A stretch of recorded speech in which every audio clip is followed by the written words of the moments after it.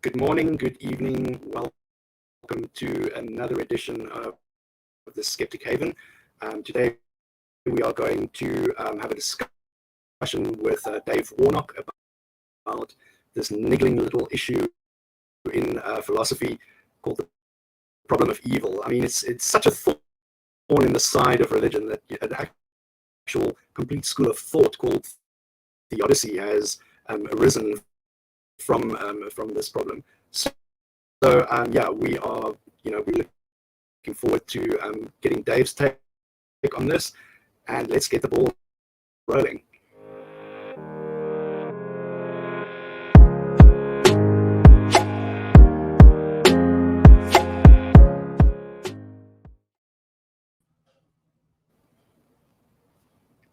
Hi, Ian, how are you? Hello. So, and Dave. Hey. Hello, Dave. How's everybody doing? We're doing good.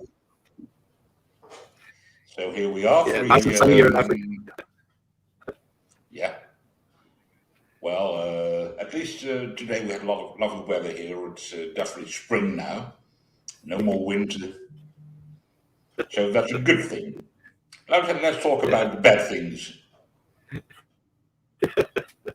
So I'm never one for I tend to think of philosophy as navel gazing. Like it's a luxury of people with a lot of free time. I'm having a hard time.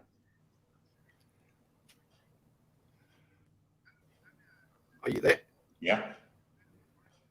There's a lot of choppiness when you talk, Dean, and I can hardly understand what you're saying.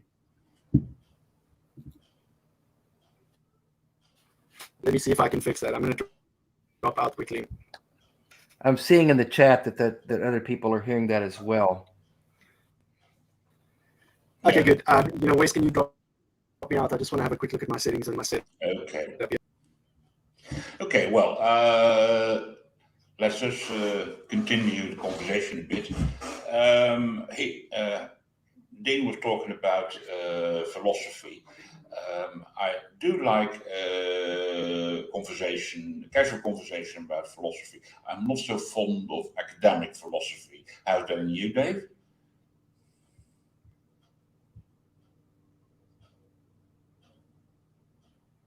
Hello? Yeah, I'm having a hard time understanding you too, Hein. There's some real feedback, and it's kind of like you're looping around on yourself. Oh dear. What a mess. I don't know I don't even know how that works, so how to repair that is... Okay, that sounds better. Okay. That sounds... Yeah, I mean, perhaps it's just a matter of I was a bit far from a microphone, so... Everything's repeating twice. Oh. Yeah, I don't hear that. That's a problem. Oh dear, what a mess. Yeah, let me see what the I want to get it right before we try to... Yeah.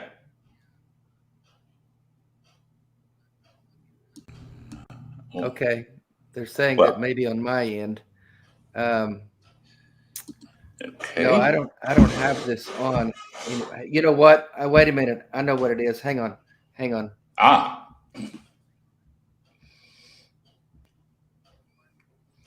Okay. It's always this. I am sorry, everyone. I had it on my other.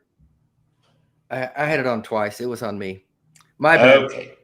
No problem. We're all good now. Let's rock and roll. Let's talk about evil. Okay, that's better. Yay. Yeah, it was on my end. I had it on my other. I had the show on while I was also on this. So yeah, I know better than that. I'm a professional. Yep. Right. I used to be. It's not like this the first time. Okay, we're good now. Okay. Sorry about that, everyone. Yeah. Now let's give Dean a try.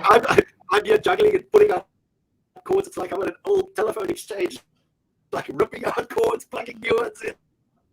I'm wondering what's going on. Well, anyway. Right, so Okay. Yeah, you're gonna jump us off into this, Dave, and just run us through. What is evil? Yeah, I put that on just to make sure that before we start about the problem of evil, Right. what exactly is evil? Yeah, that's probably a good place to start, huh? I mean, my idea is that, while events can have terrible outcomes, which can be called evil, I think for an action or something like that to be evil, there also needs to be evil intent. Evil Does intent. that make sense? Yeah, I guess if there's not evil intent, then even if the result is bad, if we can call something bad, socially speaking, like someone gets hurt, if the intent wasn't there, then you can't really call it evil, perhaps. Would that be fair? Yeah, I mean, my idea was this. Let's say a terrible thing like the earthquake in Turkey and Syria recently. Right. There's no evil there. Yeah. I mean, unless it's a terrible outcome. I guess unless we, jump into where God fits into the concept of evil or the notion of a God. If I'm speaking from the standpoint of the Christian God that I believed in, the God of the Bible, which is, of course, the only one in our view. If that God is capable of preventing something like that, which we thought he was, and then something like that does happen and millions of people or thousands of people are hurt or displaced, then, yeah, that God would be evil, in my view. Yeah. Or if that God is capable of preventing a young girl from being abducted and raped and killed, and that God does nothing to prevent that, then I would call that God evil. Yeah. I mean, but if we're just talking about human beings or natural disasters, there's none of us on this earth can prevent a natural disaster. I mean, unless you're a prophet and you believe you can pray it away. But even those people don't seem to be able to actually do it. They just say they can. So yeah, none of us can prevent that. So none of us we couldn't call that natural disaster actually evil. No. I don't think. Right. And it's also very convenient how the theologians have created this distinction between natural evil and then the other kind of evil, just to fit into that that paradigm. I mean, I've obviously been looking at this from the philosophical standpoint, and it's very interesting. I always call it tap dancing for Jesus. Because that's what that's what they if the music starts playing and the floor's getting hot, then the tap dancing starts, and all the juggling and the justifications and different they twist themselves into a mental pretzel trying to make everything work in that framework.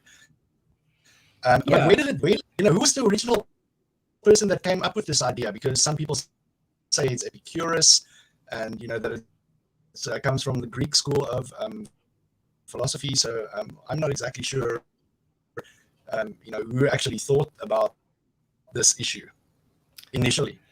Yeah, I've heard the Epicurus quote. I think that stems from to put God in the category of when we're talking about the problem of evil. It's not a problem the problem of pain and suffering, the problem of suffering. I think maybe a better word to use if we're in the context of this conversation is the problem of suffering.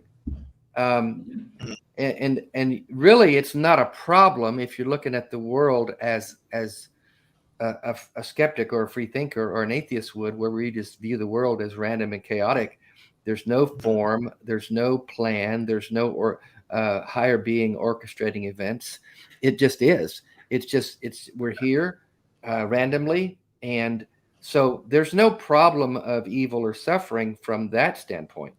It only becomes a problem when you factor in an omniscient, omnipotent, omnipresent, all-loving, all-knowing God.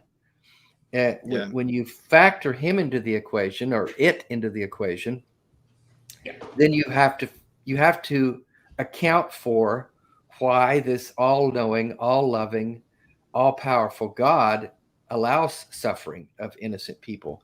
And that's the Epicurus quote. If he's all-powerful and he doesn't do anything about it, then he's not all-powerful. Or if he's all-loving and does it, and he's not loving. I don't know the exact quote. Someone can find it. But if this is the God that we believe in, and then there's needless suffering, children dying at young ages in countries simply because they don't have drinking water, that's an easy fix if I'm an all-powerful God.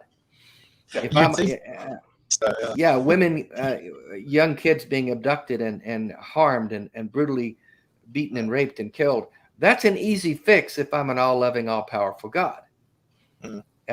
If that God doesn't do those things, then you have to ask the question, what's this about? Why does he allow this? Now, when I was a Christian, I had all those answers. I had that, like you said, the tap dancing that we did to try to answer that, but none of the answers are really that sufficient when you really break it down. We're really dodging the issue and tap dancing around. We harken back to original sin and the fall of man, and evil and suffering came into the world because, God damn it, they ate that fruit. If they just hadn't eaten that fruit, because God created this world perfect, but that dadgum snake came in there, and it was that woman. It was that woman that did it, and so just blame women. So that's where we. It was women in the fruit salad. Everything was great until they ate the fruit, and of course, God set that up, but we don't like to talk about that. So, when you've got this all-powerful, all-loving, all-knowing God, and suffering and disaster occurs, and harmful, evil things happen to people every single day, while we're doing this show, someone will be abducted and raped. I mean, statistically, while we're doing this show, that will happen. Where is God in the midst of that? A child will be born with leukemia or a brain tumor while we're doing this show. Where is the God of the Bible in that scenario? And that's where the tap dancing starts. Yeah. And I'm not a theologian, and I've read a bit about that. People go to awful length to excuse their God. Oh, yeah. I like to say that one of the reasons I deconstructed my faith and deconverted was I just got tired of making excuses for God's poor behavior. It was exhausting. Yes. I just see David's like, okay, you're on your own. I'm not answering for you anymore. I'm sorry. You're on your own. Yeah. It's a weird thing. I mean, it's the problem of evil or suffering is something I haven't been aware of for a long time. I've been thinking about it for maybe a few years now. Let's say when I went to a Roman Catholic school, it wasn't discussed at all. Yeah, of course. Yeah. Yeah. That's what they'll do. Look over there. Yeah. Sleight of hand. Let's don't talk about that. I think it is the single biggest problem. I do think that when you look at Christian apologists and their efforts to defend God, I think that is the biggest problem they have. Is how do you account for this problem of suffering? How do you account for innocent people? And then the tap dancing starts. Well, no one's really innocent because we're all sinners. And all of this just it's exhausting trying to keep up with the mental gymnastics that you have to go through to defend a God that's supposed to be able to handle this. And so I think that's the single biggest issue that apologists have in trying to defend the God of the Bible. But Dave, you know that God doesn't want robots. You know, that's why he gave us free will, so that we can exercise our free will and not live life as robots in God's big maze. Know? Well, there are several responses I have to that. That's a classic default position. God had to give us free will because he doesn't want us robotically serving and loving him. Well, a couple of issues. Are we going to have free will in heaven? Because if that's the case, then we could start all over. Lucifer supposedly was an angel in heaven who decided to rebel against God, and he led a third of the angels with him, and they all became demons and infected the earth with their plague. And so if that's the case, then this could be an endless loop that we get to heaven, and then Hein decides to one day mount a rebellion against God in heaven, and he leads a bunch of us astray, and God casts us down to earth like he did Lucifer, and here we go again. I mean, that's just a ridiculous concept to begin with. Yeah. I remember that Dark Matter 2525 did videos about that, both free will and, of course, the free will in heaven, or possibly the meta heaven that we'll have to take care of or need to be worried about. It's a difficult thing. I mean, the free will bit is, of course, I mean, where is the free will of the victims of all this, the people who do suffer? Do they have any free will in that? Apparently not. No, of course they don't. And that's the problem with that argument, is when people say that, well, God he had to give us free will so that we could willingly. Well, I've said this many times. This human experiment that God went on, apparently he was in heaven with Jesus and the Holy Spirit, and they're all hanging out with themselves because they are themselves. But they were bored with that, because the angels aren't really free will worshipers of God. And God, as we all know, needs worship so bad. He's such a narcissist that he needs people worshiping him of their own quote unquote free will. So he decides to create this human experiment and creates Adam, and then out of his side comes Eve, and here we go.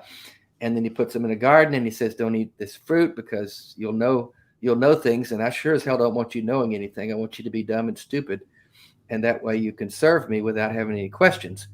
And so I'm rewriting the Bible, by the way, right now. It's the version of. Well, it sounds a whole lot better coming from you. the Dave standard version. But the idea, the point that I would make with that, and have made, is that God in this case was Milton Bradley. The game. He created the game. He could have created it with any rules that he wanted to. And yet he chose, apparently, to create this thing with free will. In other words, I'm going to give man free will so that they can willingly choose me, knowing, by the way, that they will choose evil, that they will willingly bite of the fruit, and all of mankind will be stained with this thing called original sin. And because of that, endless and needless suffering and evil and pain will be inflicted upon the human race for centuries and centuries and centuries. And millions of people will die horrific deaths. Millions of people will suffer needlessly. But God is okay with that, because he's going to get a portion of those people to worship him freely of their own free will. And so it's worth it to him to sacrifice endless numbers of people on the altar of his ego to pain and suffering so that he can get a few of them that will bow their knee to him. It'd be like me having 10 kids, God forbid. And I'm saying I'm willing for 8 of those kids to suffer horrible, horrible pain throughout their whole lives and die a horrible death so that I can get those 2 that really want to suck up to me and kiss my ass and worship me night and day. That's a deal I'm okay with. It seems to me that that's the plan that God hatched when he decided to create mankind in the Garden of Eden.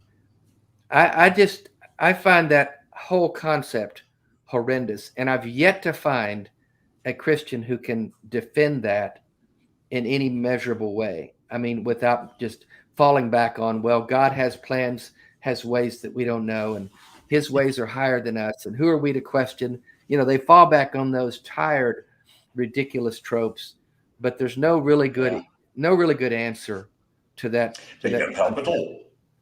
Mm-hmm.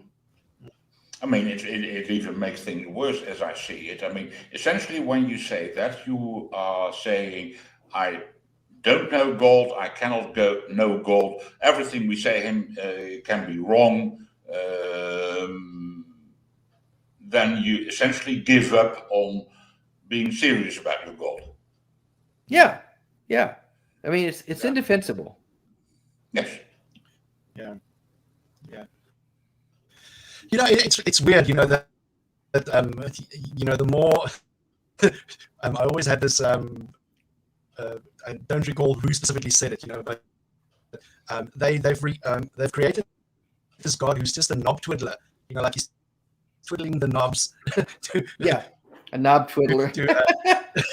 I know, but it's weird, and this is also another defense that comes up for this problem of evil, is this whole how can I say this? God is creating this environment to groom your soul, and to make your soul into this this perfect version where you've gone through trials and tests, it's very weird that I don't know. It's just, for me, it's the inconsistency of it. If only they didn't start up with those omnis. Those omnis came back to bite them in the ass. Yeah, all the omnis. Mm-hmm. Well, but a God who really, if you think about it, though, Dean, a God who doesn't have the omnis is really not a God at all. And that's I think that's the last line of Epicurus's quote is somebody should look up that quote and read it. It's really good. Then if he's not all these things, then why call him God? That's the point. A God that doesn't have any of those powers is not really a God. He's just some made up factor, which in fact is what he is. Yeah. But that's why the Greek gods are so much more appealing. They were authentic. Like they had anger and rage and jealousy and envy, and they had their flaws, and then they had to come with them in the Middle East with, no, we're gonna one up you on the God, like this is like the perfect one, none of all of this, and then not realizing that this creates such a it doesn't compute logically. You can put it into any logical notation. It falls apart, and it becomes a very academic exercise at the end of the day. So how do you think we put this just in simple terms? I'm always when people say to me, like, why are you a Christian? Why aren't you a Christian anymore? Why aren't you religious? And I'm going like, have you actually heard about the character of the God that you want me to follow and worship? So that's that's just the big the glaring issue. And especially where the rubber hits the road here where I live, people don't give two fucks about philosophy, and you breaking it into all these, unless it's something that they can practically understand and practically implement, then it's just brushed aside. But the funny thing is, in the same manner, the preachers know that, and they exploit that as well. Yeah. I see a couple of questions in the chat that someone has highlighted. Did Dave ever have to defend it as a pastor, this free will concept, or God, the issue of suffering? And then adjacent to that, when Dave was a pastor, what was he taught about it? Again, that was the problem that we had, that I remember feeling very helpless to defend this issue, this problem of evil, this problem of suffering. Again, we had our talking points. We did issue the standard lines that God had to, we have free will, and the world. I remember thinking that, or believing that as a Christian, and teaching that as a pastor, is that God had to create a world with free will because he doesn't want us robotically serving him, as we said earlier. But that really falls. I mean, I was able to buy it myself and sell it, I guess, to people because it was the best answer we had. And I really believed it was an appropriate answer. But I really didn't dissect it very thoroughly like I have since, because as I've already stated, it falls apart pretty quickly when you really look at what that really means, that God was okay with the amount of suffering that would be inflicted upon mankind because he decided he had to give them free will, and because he needed people to worship him because he was bored. We didn't dare frame those things that way as Christians. That would be blasphemous. Heresy. Yeah, heresy and blasphemy, and we had to keep towing the line. But you convince yourself in that world that those things are true because you're in an echo chamber, and those are the only things you hear. You don't ever hear anyone unless you ventured on the internet, which most of my pastoral time there wasn't much of an internet. So without this and a quick click of a mouse on a laptop or a phone, you live in an echo chamber. No one's ever challenging those established ideas, and so you bounce them back and forth within your groupthink, and no one's ever challenged, and it becomes more and more ingrained into your thinking that this is the answer. These are the appropriate answers, and undergirding all of that is the notion that God is supreme and can do whatever he wants. So if God's doing it, and we're told that God's a loving God and God's doing it, then it must be good. And we just don't understand the goodness of it. We can't see the end from the beginning. I remember saying that. God, it just came back to me. Excuse me, I've got to go throw up. I'll be right back. But we don't really think through the ramifications of those things that we believe, because we have this undercurrent of God's a good God, God's all loving, God knows more than we do. We're just mere human earthly vessels. We don't understand until we arrive in heaven. Then we'll know as we are known. And all these things are ingrained in us, and so we just don't ever challenge these things very fiercely. We just give lip service to questions and doubts, and it's really never thoroughly challenged. And so only when you get out of it and look back do you think, wow, that was really shallow thinking. That was really a bad argument. And I just didn't allow myself to think that way. Yeah. Those morally sufficient reasons. Yeah. Have you ever heard those platitudes? It's terrible, of course. Yeah, that's crazy. I mean, it's a bit weird for me from my perspective, not just because I've always been an unbeliever, but I mostly know Christianity from the Roman Catholic point of view, which is a bit different. Well, yeah, that's just Roman Catholics don't ask this kind of questions. No, that's just pretty much you bow to the authorities, starting with the Pope and then the bishops and the cardinals and the priests and everyone just exactly. whatever they say is what the truth is. Yeah, and they don't. Roman Catholics don't care much about the Bible. No, they certainly don't read it, and they trust on their priests to get it right.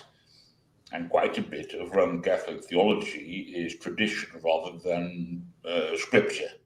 Oh yeah, it's all based Catholic tradition, and it's whatever the whatever the leaders say is what goes, and no one dares. No, I mean it was in the early years before. I mean they read in Latin, and people didn't even have the ability to look at their own Bibles each day, and so the priest could just say whatever he wanted. Everybody had to buy it. Yeah, and let me tell you, they did. And what the Bible meant for the priest has changed quite a bit over time.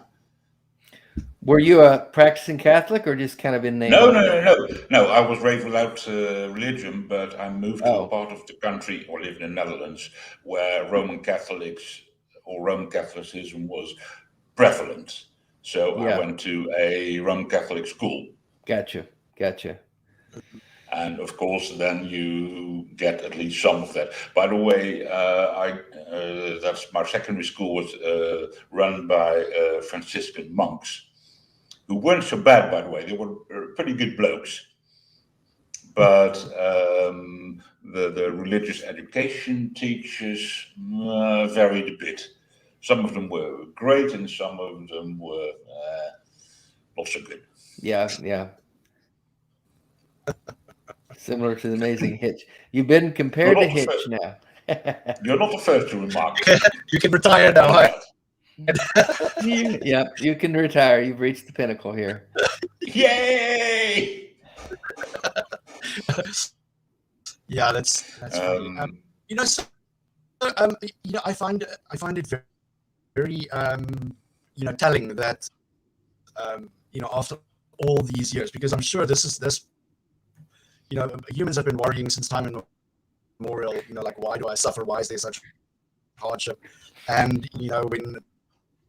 when they cast their eyes up to the sky and find it empty, at the end of the day, how do we as non-religious people reconcile the fact that there's so much suffering and hardship and everything in the world? And I mean, it just is. That's the way it is. There's no no divine hand twiddling the knobs or anything, like I said earlier. But what is your take on some people will say but if there is no divine order or divine justice at the end of the day that justifies us suffering and going through all this evil, what's the point? Well, the point is what we make it. The point exactly. of the purpose of life, the meaning in life is what we make it. In and of itself, it doesn't have any meaning. You give life the meaning. We're born, we live, we die. That's it. What we all have two things in common. We're all born. If we're here, we were born. We didn't get to choose to whom we were born. We didn't get to choose where we were born. We just are entered into the world without our consent. Now, at that point, we're dependent on whoever brought us into the world, our parents, unless we're adopted and we don't know our parents, those kind of things. But we have parental figures who guide us the first part of our lives, and then we start reaching a point where we become responsible for ourselves. Many of us abdicate that responsibility to spiritual authorities. I did that at the age of 18. And then I lost my own autonomy. I lost my own control. I like to say I gave the pen over to someone else to write my story for me rather than writing my own story. And it wasn't until 3.5 decades later that I took the pen back and decided I would finish the story the way I wanted to finish it, which is something I should have been doing all along. But I was sold on the idea that I needed to subject myself, because I'm a sinner and incapable of living a good life on my own. I needed to subject myself to a spiritual authority, a God that would direct my life for me. Of course, there was no God doing that. It was all in the hands of spiritual leaders, pastors and prophets, and whatever group you're a part of, whatever you call the spiritual leaders. And I became one of those. And so I became a person who would direct other people's lives, and I would give them answers to the questions they had, answers that I didn't really have, but we're making it up. We're looking in the Bible, and we think the Bible gives us these answers. So we regurgitate those ideas to the people that come to us for leadership. And so that was the makeup of my life for the better part of my life, the better part of my adult life. And then the other thing we all have in common is we're going to die. Every one of us. I hope that's not a shock to any listeners, but it's just the truth. It's It's what I talk about a lot with my Dying Out Loud work. The part between the time we're born and the time we die is the life we live, and that's what we're all responsible for. How we live that life and what we do with that life, and therein is the part where we define meaning and purpose. What is the purpose of my life? Where's the meaning in my life? Well, that's completely up to me. If my whole purpose is to smoke pot every day and just stay high, and that's where I find my meaning, then good for me. If I can function that way and somehow survive doing that, no one gets to tell me that that's not what I should be doing. Yeah. If that's what I want to do, then you should do it. I personally don't find that very fulfilling. I don't like pot that much. I find that it kind of makes me kind of feel like stupid. I did some the other night, and it was a guy trying to have a conversation with me, and I could not focus on what he was saying at all. And I just kept looking around. Oh, that's shiny over there, and what are they saying? I wonder what he's talking about, and what should I have for breakfast tomorrow? And this guy's going on, and I'm saying, yeah, and then I go back to wondering what that dog's doing across the. I thought I can't live this way. But personally, I find my meaning in connecting with people and building community and talking about the things I talk about. People ask me all the time since I got diagnosed with ALS. Where do you get your meaning in life? What's your purpose? Why what's the rest of your life going to look like? And it's going to look like what it's looking like right now. Having conversations like this and doing shows like this and speaking to groups that for some reason want to hear what I have to say. And that's meaningful to me. I find incredible purpose in that, because I feel like I'm leaving a bit of myself here in what I say and do. I wrote a book, my memoir, and I feel like that was an important thing for me to do, because then my story's right there out in print or on the internet or in an audible form for the rest of time until people don't read anymore or can't get books, anyone, anywhere. There it is. Thank you. Very nice. My grandkids can read it, and so that's where, but you know what? People get caught up in, oh my God, I've got to leave a legacy. I'm going to die. No one's going to know I was here. I'm not going to have made a difference. Who cares? Who says you have to? You don't have to do anything. That's my point. If you find meaning in sitting on a beach and drinking a cold one every day and watching the sunset, and that's meaningful to you and fills you up, then don't let anyone tell you that you should be doing more with your life. That's not their place. Everyone gets to write their own story, and I'm really zealous about that message, because I think it's the essence of life. It's the essence of who we are and why we're here, and it's that simple. It really is that simple.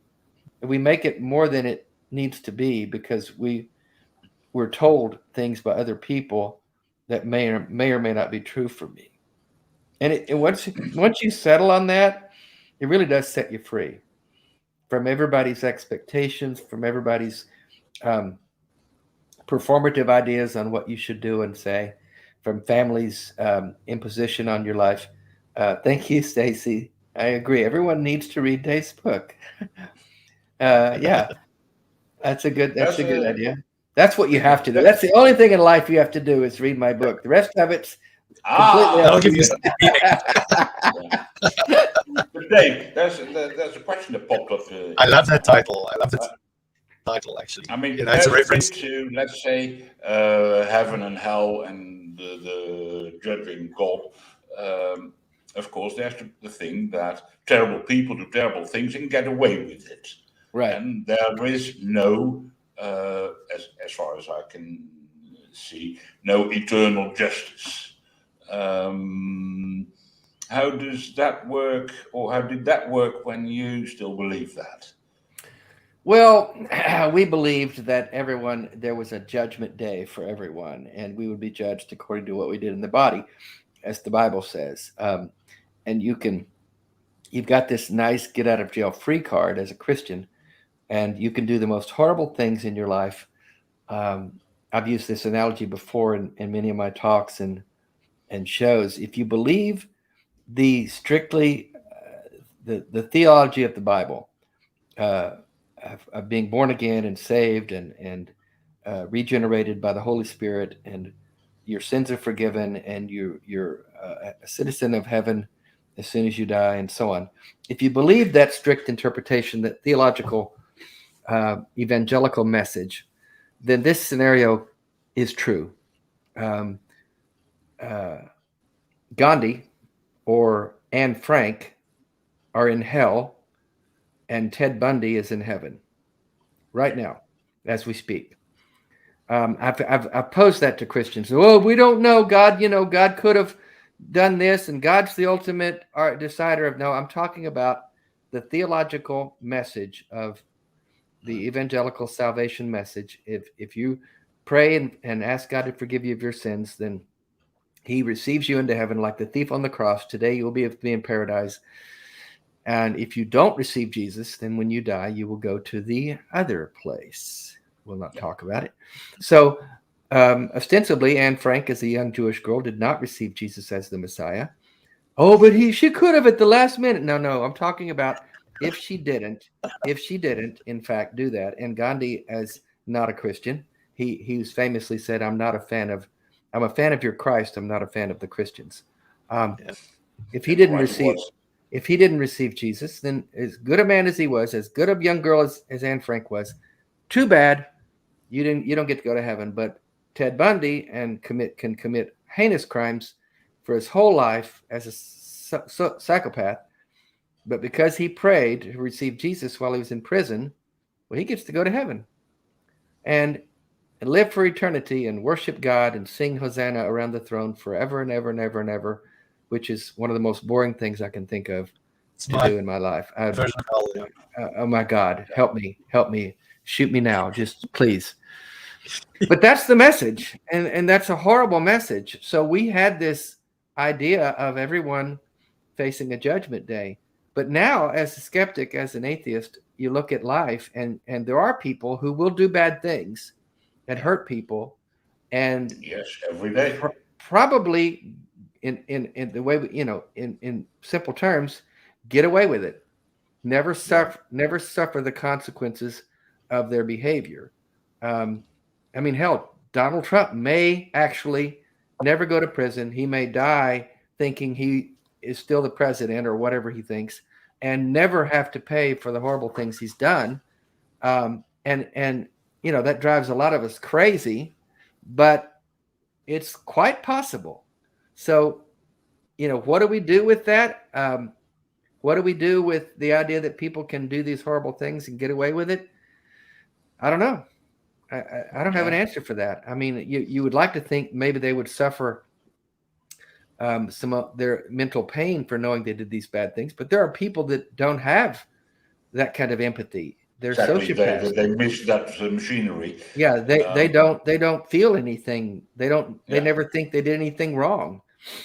So what do you do with those folks? I don't know. It's an unjust world. It's an unjust world. My view is improve worldly justice now. What's that? Worldly justice, as we do it now. Hold people to a court and put their asses in prison if needed. Yeah. We can do that. It's not perfect. Right. But it's the best we can do. Just yesterday, the International Criminal Court ordered the arrest of Putin. I would love to see his ass being hauled into The Hague. I don't think it'll happen. Yeah. No, just like Trump, I think they're so well insulated that they won't ever suffer the consequences of their behavior. I mean, it's an imperfect system. I mean, I don't know. Again, there's a lot in the world that's not just. It's not fair. Life is not fair. Yeah, and a lot of that is of our own making. Know that Jesus is going to come and wipe away every tear. So. That's what we're told. Well, I think that's, I think we joke about it, but I think at the end of the day, that's probably why concepts like heaven and hell were created. And religion was created to answer questions we didn't have answers for. And man is famously uncomfortable with the words "I don't know," and so we make up answers where there are no answers. And so, because life was harsh and brief and brutal, and things happened that we didn't have understanding or answers for, we made them up. So, if you suffer in this life and just, it's okay, don't worry, because there's a better life coming. And when you do pass away, you get to spend your eternity floating in the clouds, and everything's going to be okay. You're going to live in a perfect body. There'll be no more tears and all that. And then for people who did evil, we want them to suffer for it, because there's a justice system within our psyches. And so we create this thing of hell, and we're going to send all the bad people there. Of course, no one who thinks that hell is a real place thinks they're going there. Everyone else is, but not me, because, oh my God, I'm so great. And I would never go to hell, but you will, because I don't like you, that kind of thing. So I think we made up these ideas to satisfy that sense of injustice and inequality that we struggle with. Yeah, that makes sense. Yeah, it's strange how we are, we are so uncomfortable with uncertainty, and then as well the injustice. We those are two big triggers for us as a species. We obviously from evolving, on the plains and the savannah, if you weren't certain that you were safe, the chances of being eaten by a predator was pretty high. So I think that's a remnant. That's an evolutionary mechanism that we have retained. So whenever we encounter something uncertain, like what is our origin, what is the purpose, right, we tend to invent these things. And I don't know what they were smoking when they came up with religion. Like the magic man in the sky. That's that's the source of morality and justice at the same time, which is completely in my view, it's something that it's a contradiction. You cannot be all just and all moral at the same time. I don't think those two things can be packaged into the same God. Cue the tap dancing. Yeah, no, I that concept of certainty, that's the thing that I've grown to dislike the most. It goes along with the I don't know answer. The uncertainty, being comfortable with uncertainty. I think we all have to get there. And I'm just as opposed to certainty in the skeptic community as I was in the Christian community. The idea of certainty, that there's no nuance, there's no gray here. Everything's black and white. Black and white is safer. If there's a good and an evil, if there's a good and a bad, if there's a right and a wrong, then we can find some comfort in that, and we can land on the side of that we want to be on. But the uncertainty, the nuance, the gray, that's where we get uncomfortable. And so we do gravitate toward that certainty.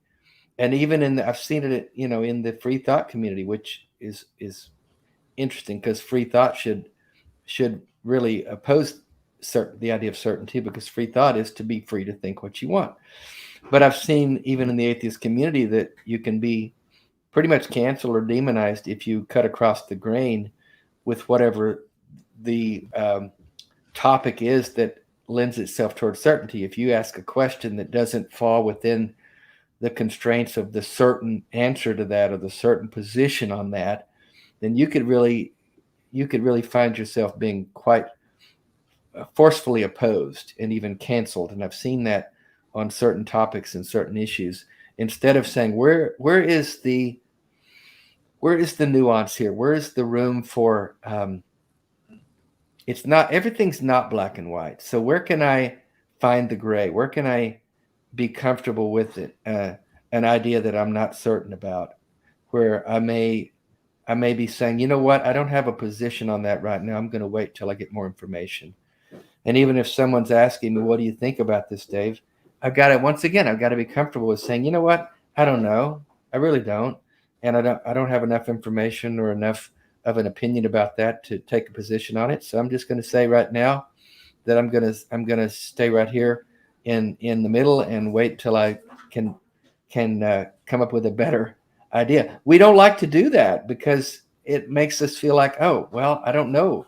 I should have an answer. Someone's asking me for an answer. And again, it comes back to that place of being willing and able to say, I don't know. I don't know. Yeah. Go find someone who does and leave me alone. Well, we got a question here. Yeah. Okay, what's that? Was the panel ever told that evil was distance from God, that God didn't create evil nor darkness, but goodness and light? It's a bit of a cop-out, usually, to deny that evil exists. Yeah, I have a problem with that. As a Christian, I never would have bought into that because the Bible pretty clearly says that God created evil, good and evil, and there is evil in the Bibles. And there was every story has to have a villain, and the Bible's no different. And so Satan was created in order to be a villain. And so if there's no evil, what's the villain doing? What's the point? Why is he even around? I mean, all those movies that have a villain, he's really evil, and you can't wait for the villain to be killed and for the hero to vanquish him and save the day. So the Bible's no different. Satan was created as the great villain, and evil was his tool. That's what he used. Yeah. So this idea that there's really not evil, as the question said, that's kind of a cop-out in my view. What do you guys think? Mm-hmm. Yeah, I agree. Yeah, it sounds like it. I mean, particularly when I read the Old Testament, I don't really understand whether Satan or God is the evil one. I mean, yeah. At least the good one, supposedly good one, commands quite a bit of evil. The good one certainly had a higher kill count, as I've been told. Yes, certainly. As it's easy to see. We have a question from Leo Phillips.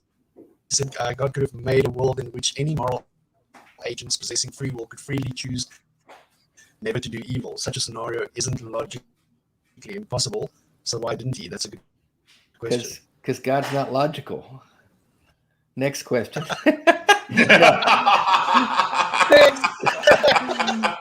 No, that's a good question, Leo, and that's a scenario that is akin to the one I laid out with the way that God created things, the game that He created, being Milton Bradley, having the ability to do it any way that he wanted.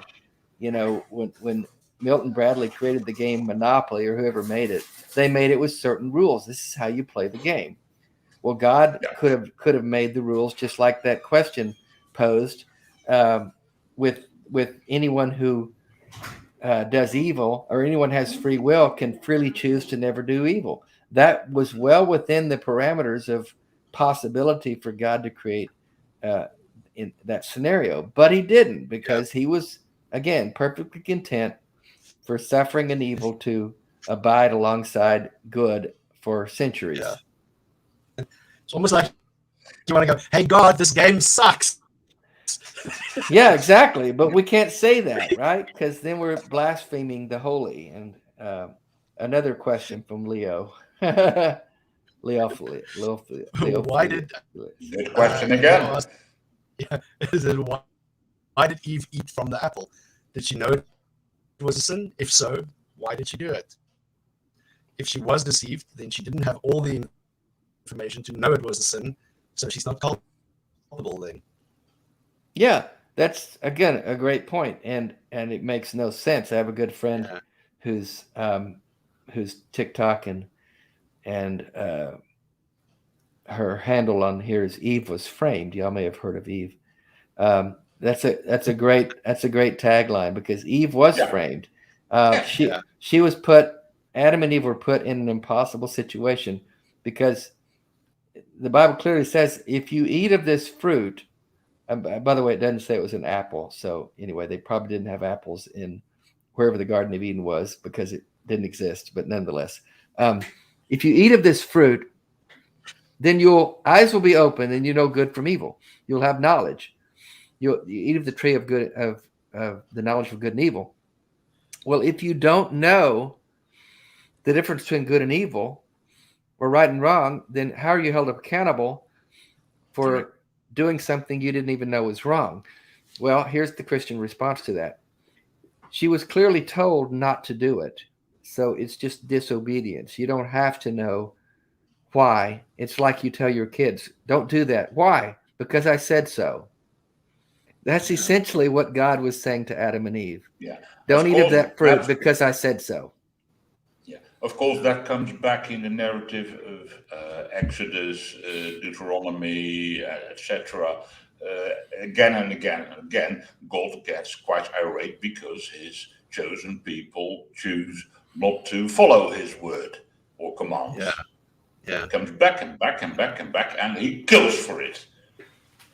Oh yeah, exactly, and that's the whole morality issue with God in the Old Testament.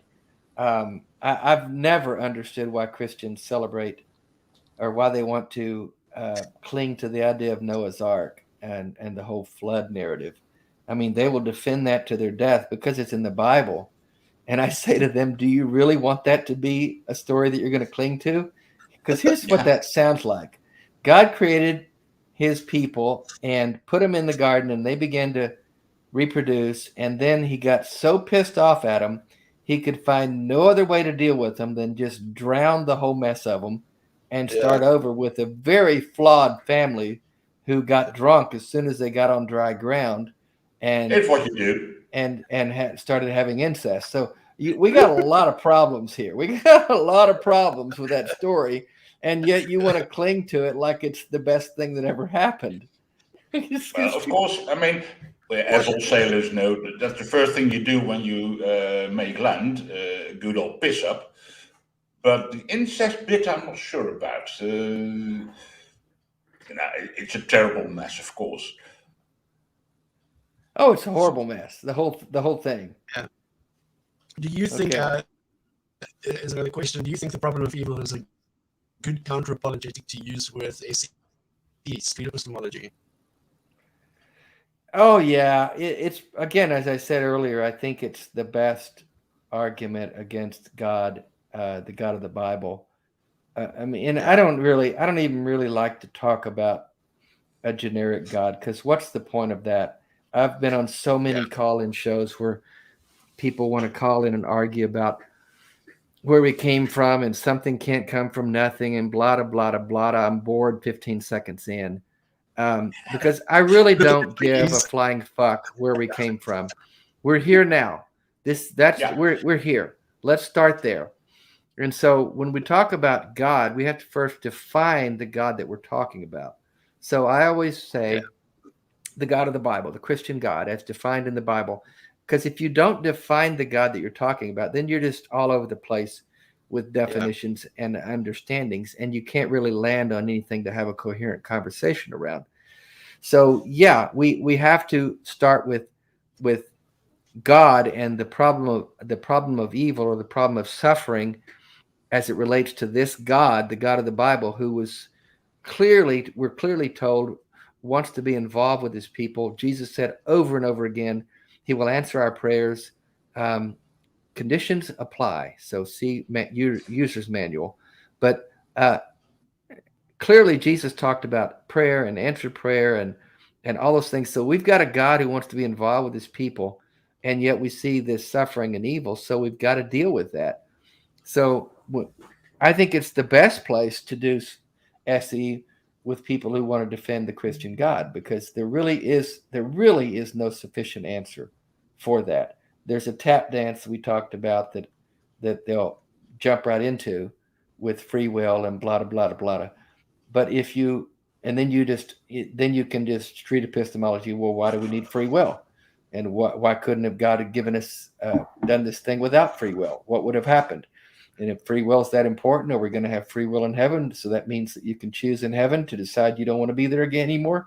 I mean, that really unravels pretty quickly when you ask those kinds of questions. So yeah, I think that is the best SE approach with Christians who are trying to defend the God of the Bible. If they're just trying to defend some nebulous or generic God, then I don't want to have a conversation with them. I don't have time for that. Exactly. Yeah.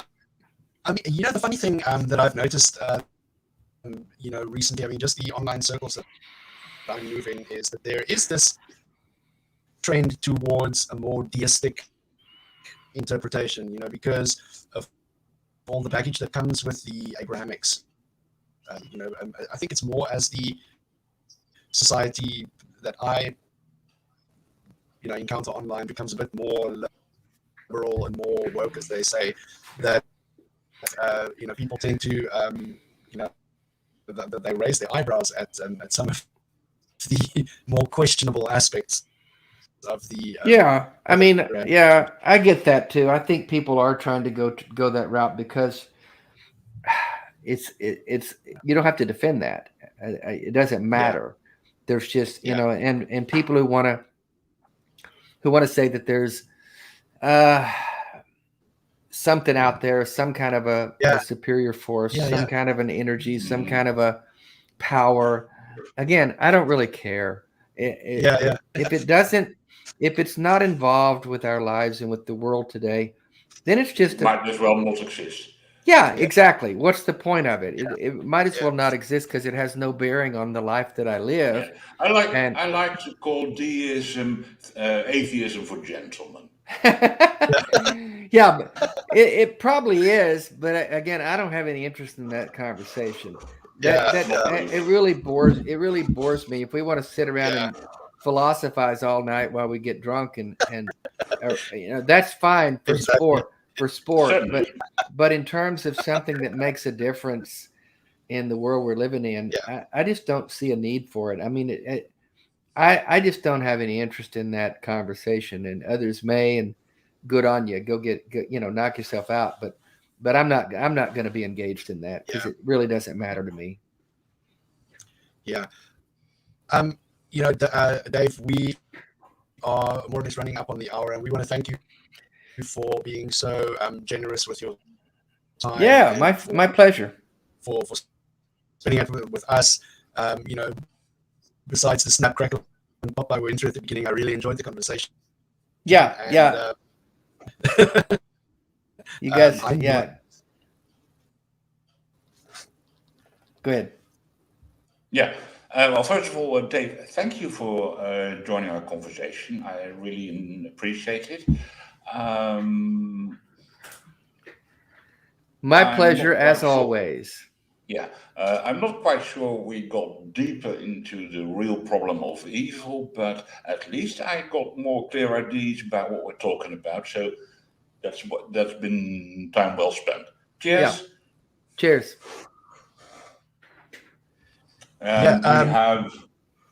Shall I do the thank you to our patrons? Okay, yeah, sure. Let me just sorry, before you do that, let me just announce that at 3:30 p.m. Central, we have got the Women Atheists Unloaded show coming up, as you guys can see from the thumbnail in the lower corner. So check that out. That's going to be with Heathen Queen and student Dr. Ben. It's going to be a very interesting conversation as well. Cool. Thank you. Okay, so finally, a thank you to our patrons. Tara S., Rion, Deneen, Murphy, Dandy, Michael Wiseman, Katie Cotton, Cindy Plaza, hello Kate, Sunny Shell, Aaron Coalson, and Phil Calderone. Thank you for your contributions. Yes, thank you. You keep the lights on. Exactly. Thank you, guys. Okay, see you next time. Adios.